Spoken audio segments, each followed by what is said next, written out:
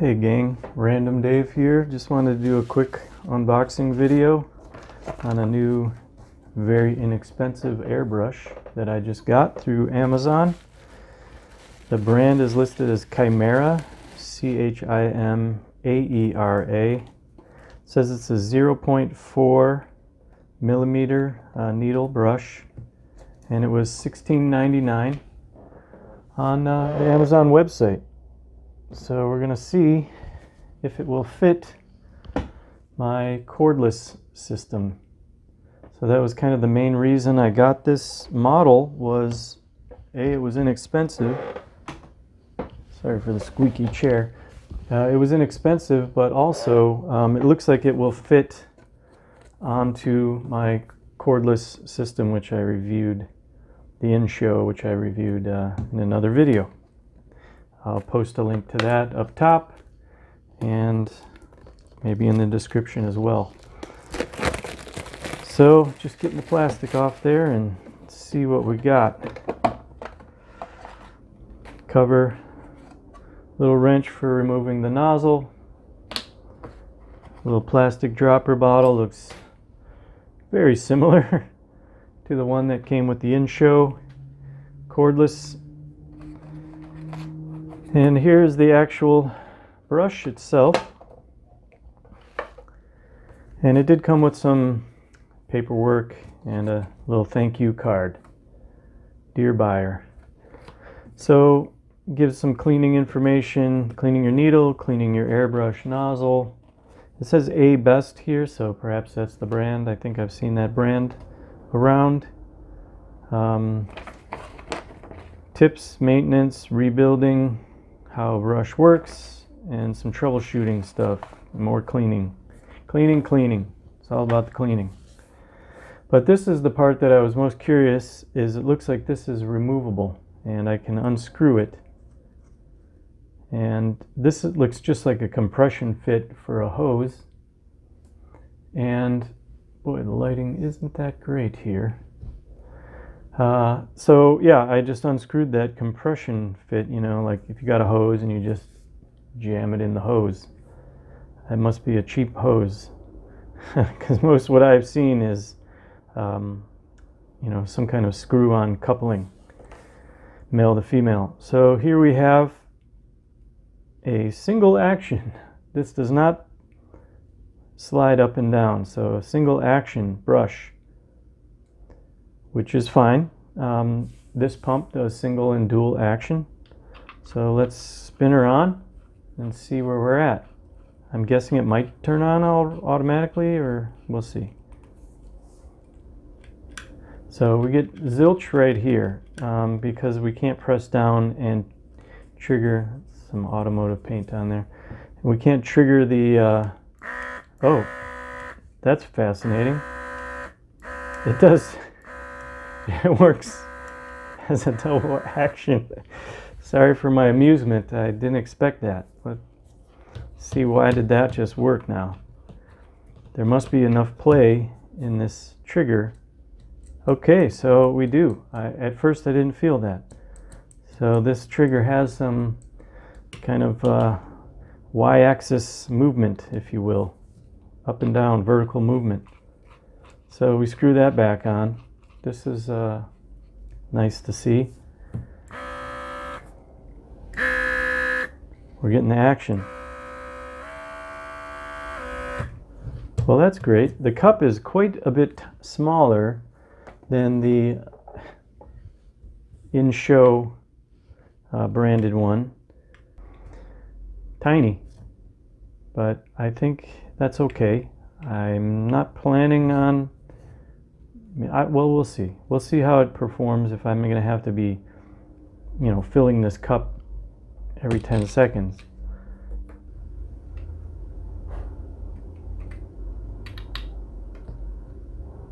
Not the smoothest inside, but, you know.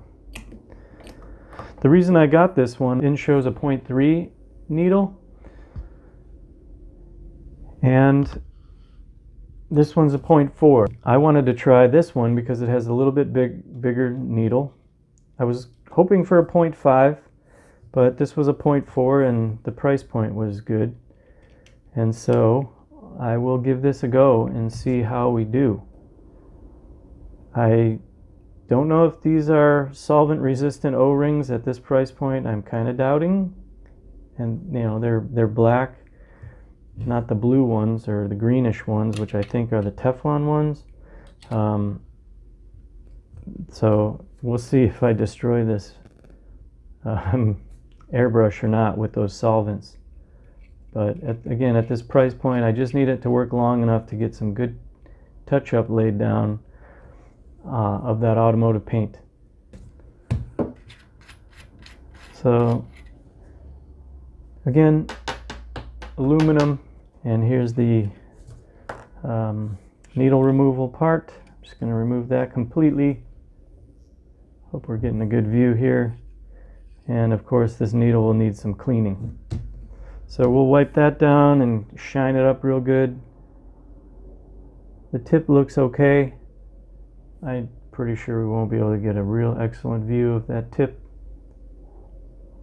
But yeah, we're going to clean this one up and then put it to work. So just as I was kind of running my finger over the needle, there is some kind of grit that was left there, maybe machining grit. And just real quick, wanted to show the rest of the packaging. Model airbrush. Specs. It says nozzle diameter 0.2, 0.3. Ooh, this could be a big surprise. The advertisement said 0.4. Oh, we may be in for some fun here. Nothing else in the case. Let's get down to cleaning. I think this is a variation of a standard design that may have been from like Iwata or some other well-known brand that I guess is the go-to to copy. So it looks very similar mechanism. So maybe they're all kind of made the same way for these less expensive versions. Pretty much comes apart in the same fashion. I wiped down with some mineral spirits, and there's a little residue off of that needle, but nothing dramatic. Let's see how well this one fits a little better than the little wrench from the in-show one, but that's just neither here nor there. Spin that one off.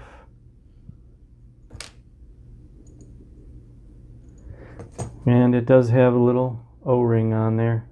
How good's your vision? So yeah, we will put these little items in a tray, not lose track of those. There's an O-ring on the end here.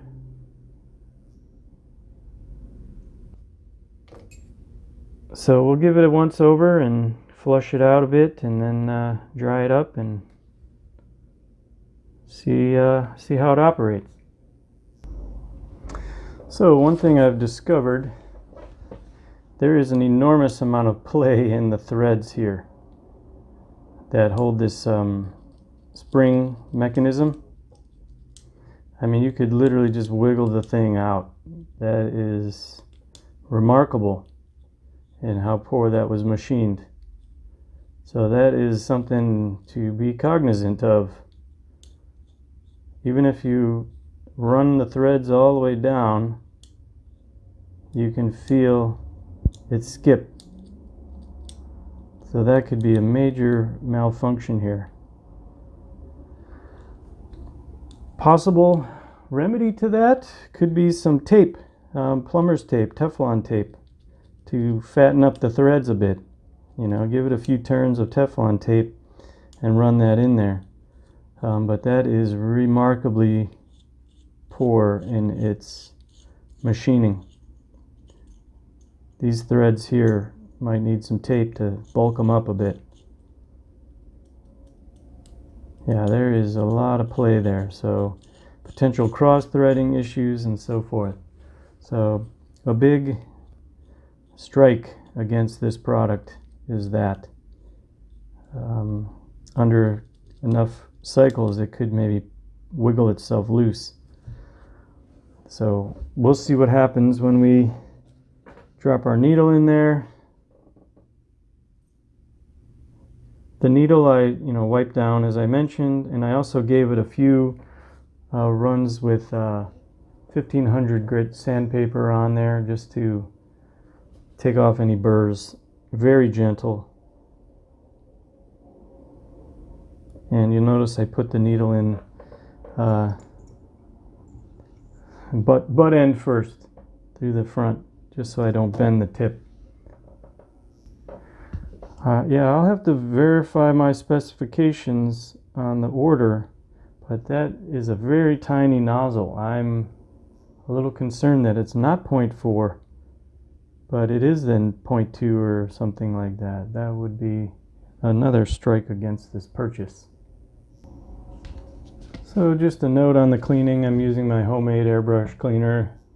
Essentially the recipe is from the Barbados or Barbados Rex channel. Barbados Rex.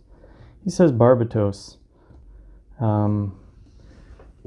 Just put some of that in the cup, swish everything around, and then doing rinsing with distilled water. So just simple cleaning. So we have the brush all back together.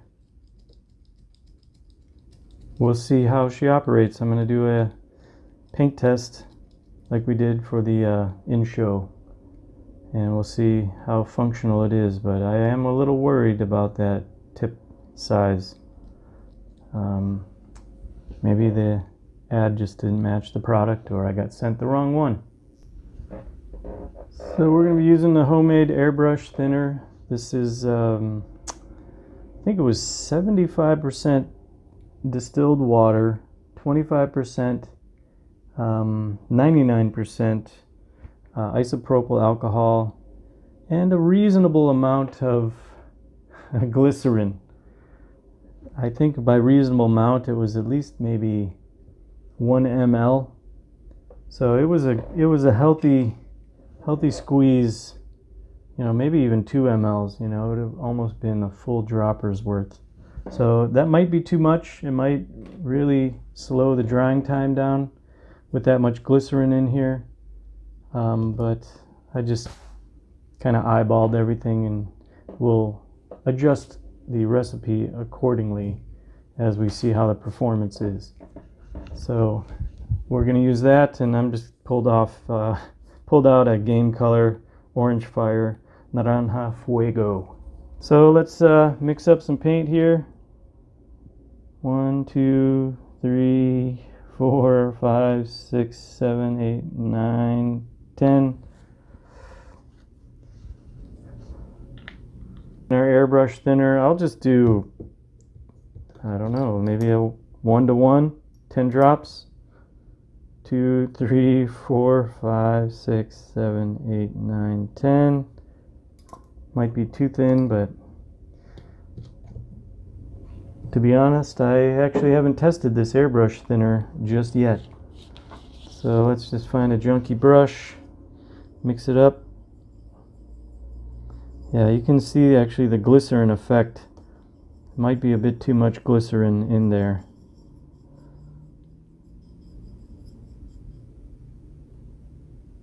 Looks a little thick. It's not the most watery paint in the world. But again, my need for this airbrush is to be able to push through a slightly thicker automotive lacquer. And so with this acrylic paint, water-based, maybe we'll get an idea. I mean, it runs a little, it runs down. But yeah, we're just in the testing phase right here. Like so. Add the paint. Like so. So 10 drops of each gives us, a little fill, not much. So we got air. Start pulling the trigger back and we get some paint down. More trigger, more trigger.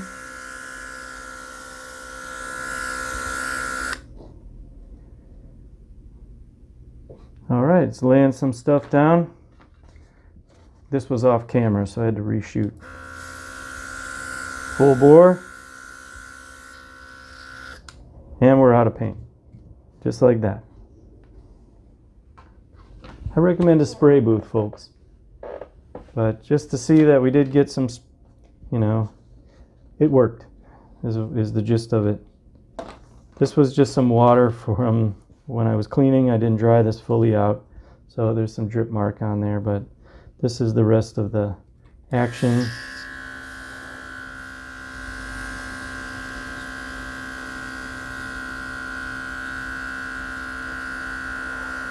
Just trying to get the last of the paint out.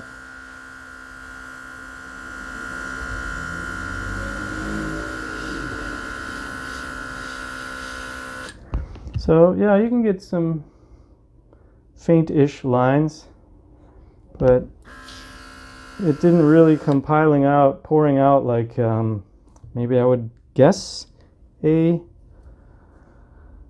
larger diameter needle would do. I'm going to add a little more thinner to what's left on my little tray here and run that through the brush. So let's just mix the last of this up. Very, very thin. I can see on this sheet here, again, it's glossy. There's still some wet areas. So maybe that glycerin has retarded the drying, which is okay because we don't want tip dry on our airbrush if we can help it. And I do see a little bit of paint on the end there. Focus. There's a bit of orange in there. If you're familiar with airbrushing, you know what tip dry is. So let's dump in the last there. Filled it up quite a bit more. You can just see the top there. Be very careful. Maybe this is when the cap comes in handy. Certainly make sure that the little hole in the cap is not obstructed. And let's pass this super thin paint through. Air, trigger.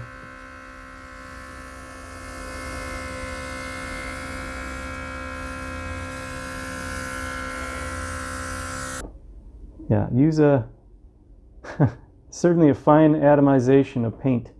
So certainly use a booth or do this outside. Just for demo purposes, I don't have a booth. Actually, for any purposes, I don't have a booth yet. I don't airbrush indoors, but for the purpose of this video, I am subjecting myself to this this experience for your experience. So yeah, I give this the function. It works fine. I worry about the construction quality, especially with that very loose spring mechanism, that trigger mechanism. I mean, there's just a lot of play in there, my friend. So maybe a 3 out of 5 for this Chimaera. The in-show I give like a 5 out of 5. I mean, this setup, the in-show setup, really works great. I'm very pleased with it. Good power and no complaints.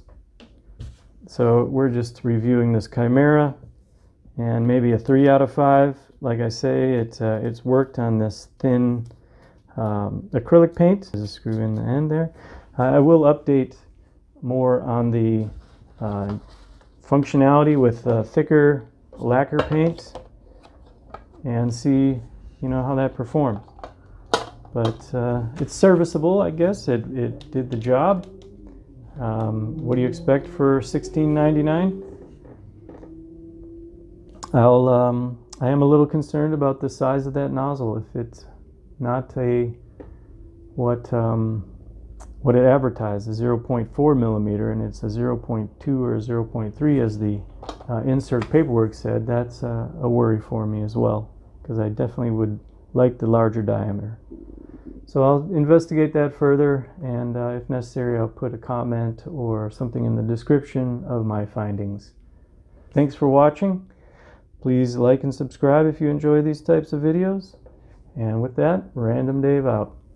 And so my project that I wanted to show a short time ago was how to use an airbrush to touch up your car paint. And just with that in-show one, I just poured the touch-up paint directly in to the cup, and it just clogged. It wouldn't push the paint through, and I was racking my brain for quite some time trying to figure out how am I going to thin this automotive paint without destroying it. And you know, reading is fundamental, and you can see here it's a lacquer paint. So I used essentially like lacquer thinner, an acetone based thinner, which interestingly enough, to me, an extra thin cement is half acetone and like butyl acetate. And you know, it's not automotive grade reducer, but it thinned the paint sufficiently, almost like a 50-50 ratio, that I was able to pass that touch-up paint through the in-show and drastically improve the results. I just used the touch-up brush when I was trying to do the automotive touch-up repair, and it just globs on and requires a lot of sanding. And it didn't have the nice finish that I wanted, but with the thinning and using that in-show brush, with a lot of fiddling and fussing over clogged needles, it did pass through for long enough that I could put on a few coats of airbrushed automotive touch-up paint, and it looks worlds better. So I will get back to you on that detail when I continue that project. But another couple of things here. I bought this at, what was the name? Marshall's, kind of a discount clothing and other product store. Handheld milk frother. This was $5, $4.99, and I thought, hey, maybe I can turn this into a paint stirring, battery operated paint stirrer. And it did work. I don't know if you can make it out here, but it had this kind of wire coil around a rather large diameter ring, and I had to use some needle nose pliers and alter it, and this is what I ended up with. This will be a better background. Here's the ring, or here's the, excuse me, the coiled wire that I actually used to hold the shaft of this blender mixer, and I bent this into basically this shape here, and that's just enough so that I can fit into like a game color container. So let's see how that works. We'll just use that for fun right now. Cap off. You'll remove the little squeeze end.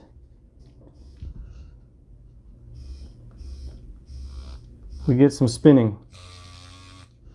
So into the container it goes, like a, so just going to hold the bottle and this coiled spring.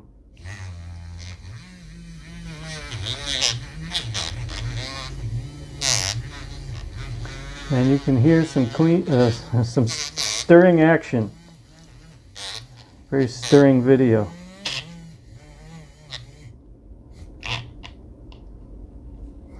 Like so, and then we remove it. Of course, there's going to be a little paint residual on there, but that is mixed up nicely, and I can just put it in my cleaning solution from earlier. Milk frother. Looks like frothy orange juice. It works a treat though, I'll say that. For $5 rather than 15. Of course, you know, maybe buying a nicer one, kind of buy once, cry once thing, but I just wanted to see what I can do about making a cheap version of this. So keep your eyes out for, you know, these milk frother products that you can convert. And yeah, it works a treat.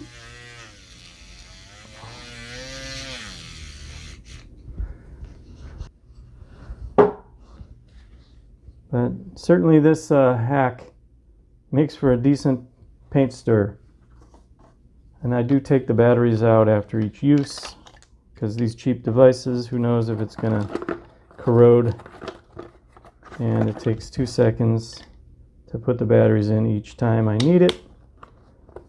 You know, at the end of each session, batteries out, pack it away, call it a day.